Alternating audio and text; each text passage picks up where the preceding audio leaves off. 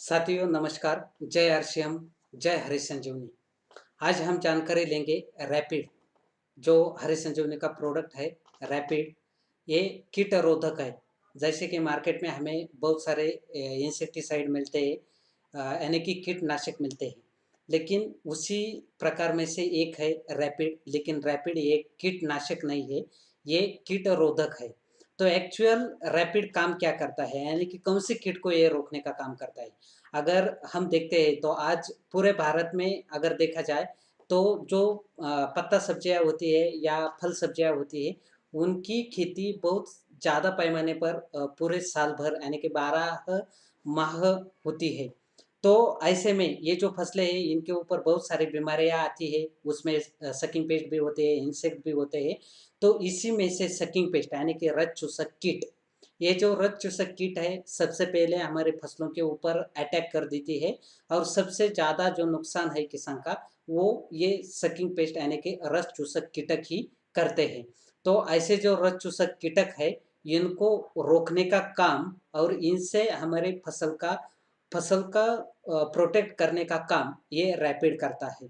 तो आइए जानते हैं रैपिड के बारे में।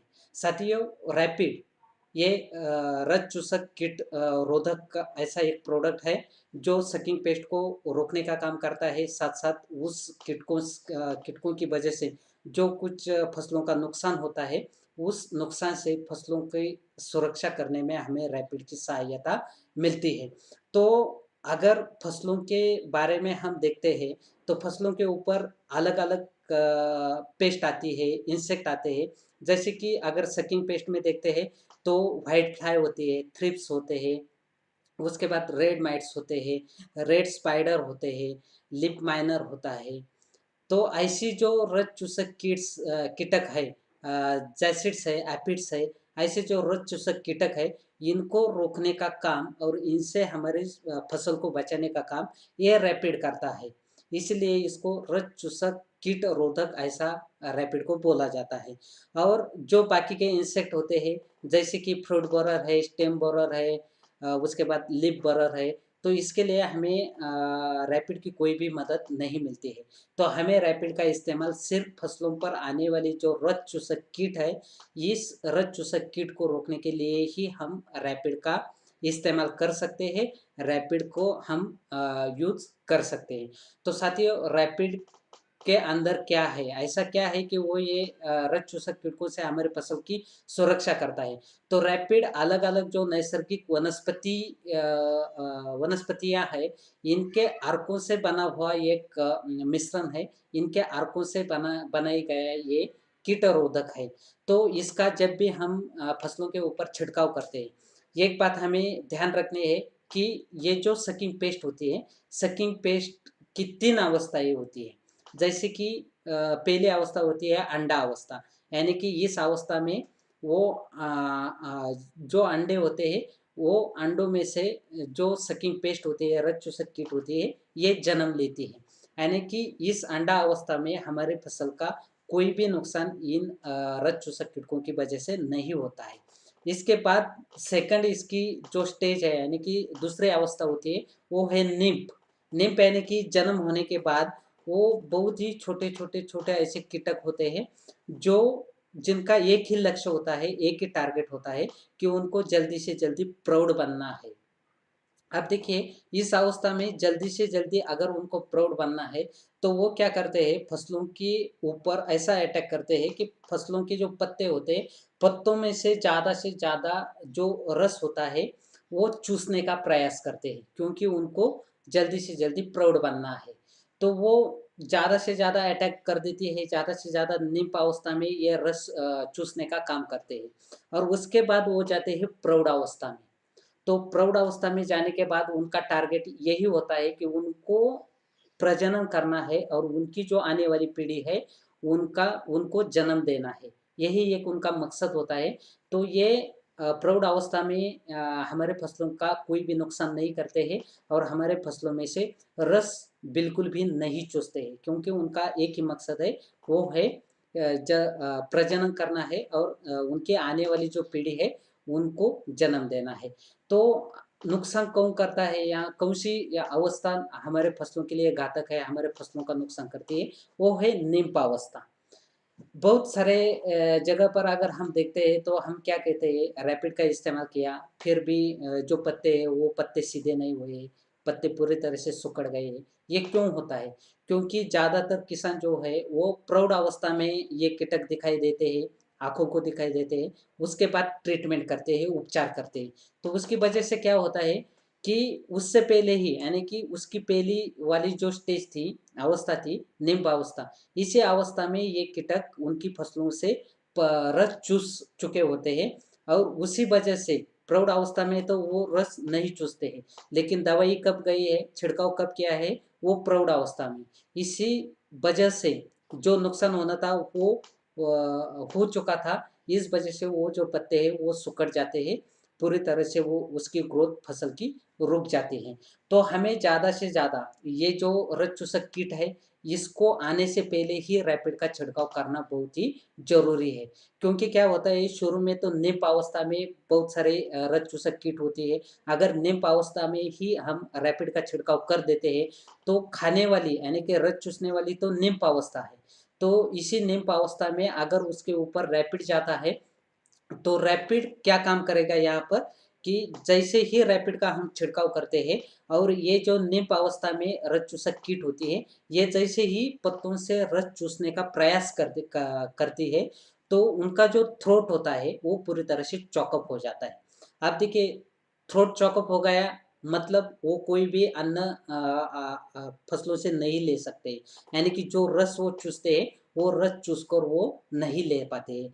और इसी वजह से वो 3-4 दिनों तक बिना अन्न पानी के, यानी कि कोई भी रस न चूसते हुए भी वो ज़िंदा रहते हैं और रस न चूस पाने की वजह से वो 3-4 दिन में ख़त्म हो जाते हैं, यानी कि मर जाते हैं। और दूसरा एक परिणाम ऐसा होता है रैपिड के छिड़काव से कि पहला तो हुआ, थ्रोट को पूरी तरह से चॉकअप कर देता है। दूसरा एक ऐसा परिणाम होता है कि उनकी जो नर्वस सिस्टम होती है, वो पूरी तरह से कोलैप्स होती है, पूरी तरह से डैमेज हो जाती है। और जैसे ही ये नर्वस सिस्टम डैमेज हो जाती है, तो जो रक्त चूसक कीट होती है, उनको उनके समझ में कुछ भी नहीं आता है। यानी कि उनको न खाने-पीने का सूझता है, ना कोई कुछ और सोचता है, वो पूरी तरह से हैंग हो जाते हैं। इस वजह से वो क्या होता है कि उनकी जो आने वाली पीढ़ी होती है, उनका प्रजनन नहीं कर पाते हैं और उनको जन्म नहीं दे पाते हैं। तो इससे क्या होता है कि रैपिड जो निम्फ अवस्था होती है, उसको भी पूरी तरह से रोक देती है, उसको ख़त्म कर देती है और नर्वस सिस्टम डैमेज होने के कारण उनकी जो आने वाली पीढ़ी है, उसका प्रजनन नहीं होता है। इसलिए हमारे फसल के ऊपर रैपिड का छिड़काव करने के बाद जल्दी से इन कीटकों का फिर से अटैक नहीं दिखाई देता। तो देखिए, कोई भी सब्जियाँ हो या कोई भी फसल हो, उसके ऊपर तो सकिंग पेस्ट हमेशा आती है, सबसे पहले आती है। तो हमें ये बात याद रखनी है, रैपिड हमें जब ये सकिंग पेस्ट नहीं दिखती है तभी उसका छिड़काव करना चाहिए, या फिर जैसे ही हमें ये कीटक दिखाई देते हैं, तुरंत रैपिड का छिड़काव करना बहुत ही ज़रूरी है। और एक बात है कि अगर ये सकिंग पेस्ट का अटैक हो चुका है और अगर पत्ते टेढ़े-मेढ़े हो चुके हैं, सिकुड़ गए हैं, तो रैपिड का छिड़काव करने के बाद भी या फिर मार्केट की अगर कोई भी दवाइयों का छिड़काव हम किसान को सजेस्ट करते हैं, तो उसके बाद भी जो सिकुड़े हुए पत्ते हैं, यानी कि टेढ़े-मेढ़े हुए जो पत्ते हैं, वो अंत तक, यानी कि फसल की अंत तक वो सीधे नहीं होते हैं।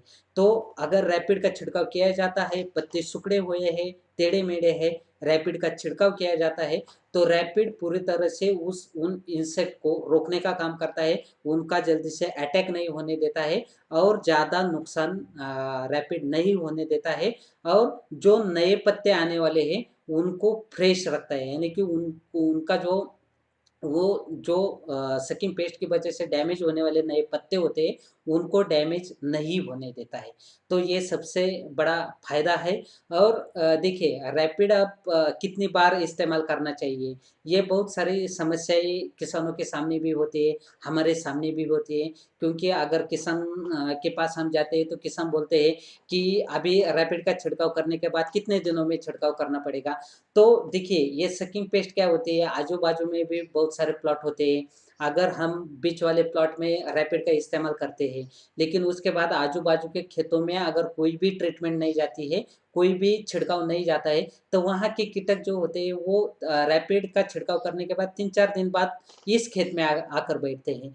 तो अगर उस खेत से इस खेत में आते हैं, तो हमें कुछ ना कुछ यानी कि अगर 3-4 दिन में ही आते हैं, तो ज़्यादा नुकसान हमारा नहीं होने वाला है, क्योंकि रैपिड उनको रस चूसने नहीं देगा। यानी कि वो अगर वो रस चूसने का प्रयास करेंगे, तो उनका थ्रोट चॉकअप हो जाएगा। लेकिन अगर 6 दिन, 8 दिन हो जाते हैं, तो अगर आजू-बाजू के प्लॉट में से अगर कुछ कीटक इस प्लॉट में रैपिड वाले प्लॉट में आते हैं, तो 100% वहाँ पर वो नुकसान कर देते हैं। तो इस वजह से अगर एनवायरनमेंट यानी कि वातावरण अगर खराब है, यानी कि वातावरण ठीक नहीं है, तो हमें रैपिड का छिड़काव 6 से 8 दिन में करना ज़रूरी है। यानी कि पहला छिड़काव होने के बाद 6 से 8 दिन में हमें फिर से छिड़काव करना ज़रूरी है। अगर वातावरण साफ है, यानी कि अच्छा है, तो ऐसी स्थिति में हम 15 से 20 दिनों तक रैपिड जो है, वो रैपिड हमारे फसल में काम करेगा।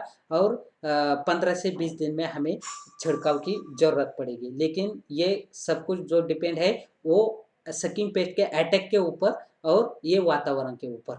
और रैपिड कितनी मात्रा में हमें इस्तेमाल करना है, तो वो 2 एमएल पर लीटर पानी, इस अनुपात से हमें रैपिड का इस्तेमाल करना है। अब देखिए जैसे मिर्च जैसा फसल है, मिर्च के ऊपर तो सबसे ज़्यादा सकिंग पेस्ट का अटैक होता है।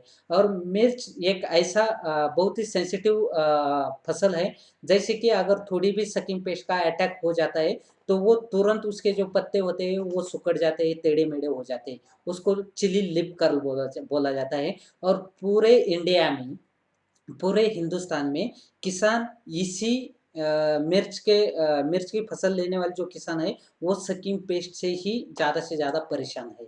तो ऐसे में हम क्या कर सकते हैं, अगर कहीं पर मिर्च का प्लॉट है, वहाँ पर अगर अटैक हो चुका है, पत्ते टेढ़े-मेढ़े हो रहे हैं, लीफ कर्ल आ रहा है, तो ऐसे समय में हमें रैपिड 2 एमएल पर लीटर लेना है। और उसके साथ कोई ना कोई गैस पॉइज़न यानी कि केमिकल में, जैसे कि डाइक्लोरभास यानी कि नोआन आता है, या फिर एसीफेट यानी कि एसीटॉप नाम से हमें मिल जाता है, या फिर धानुसान हम ले सकते हैं। तो ऐसा कोई भी एक गैस पॉइज़न लेना है, वो रैपिड के साथ मिलाकर हमें छिड़काव करना है।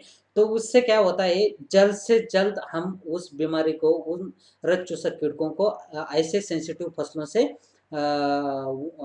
से उनको हटा सकते हैं, उनको पूरी तरह से कंट्रोल कर सकते हैं। तो इसी तरह से हमें रैपिड का इस्तेमाल करना है। और रैपिड की फिर एक बार मैं बताता हूँ, रैपिड ये रक्त चूसक कीटकों को रोकने का काम करता है, इसीलिए रैपिड को कीटरोधक बोला जाता है, इसको कीटनाशक नहीं बोला जाता है। 100% ऑर्गेनिक है, कुछ कोई भी केमिकल कंटेंट का इसके अंदर